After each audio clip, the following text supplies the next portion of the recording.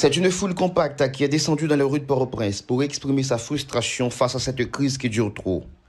Jeunes et adultes, hommes et femmes, et même des mineurs ont foulé le macadam. Ils affirment en avoir assez de cette crise.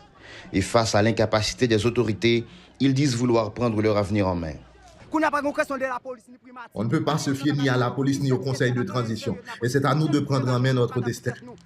Ces dernières semaines, les groupes armés se montrent de plus en plus féroces à Port-au-Prince.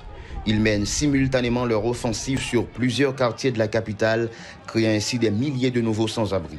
En mars, plus de 180 000 déplacés vivaient dans des sites précaires, en majorité à Port-au-Prince, selon l'Organisation internationale pour les migrations. Les bandits m'ont expulsé. L'État m'a expulsé le 30 octobre dernier. Les bandits sont partis avec 3 membres de ma famille. J'ai tout perdu. Ces malfrats, assoiffés de territoire, ne mènent pas leur offensive qu'à Port-au-Prince. Le 31 mars dernier, ils ont attaqué la commune de Mirbalais, plus au nord, où des résidents de la capitale se réfugiaient pour fuir l'assaut des gangs. Selon l'Organisation internationale pour les migrations, cette nouvelle attaque a provoqué pas moins de 6 000 déplacés. De leur côté, les autorités tentent une énième fois de rassurer la population en promettant la sécurité.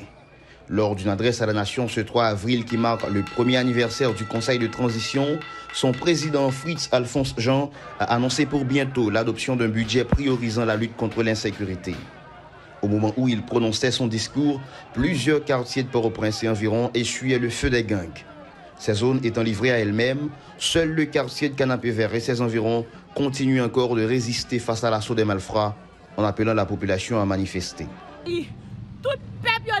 Toute la population est descendue dans la rue. Canapé Vert est le seul quartier à ne pas être sous le contrôle des bandits. Alors que nous réclamons la sécurité, voilà le traitement que nous inflige la police. En dépit de la présence de la force multinationale venue renforcer la police nationale d'Haïti, les bandits poursuivent leurs attaques, prenant ainsi le contrôle de plus en plus de territoires.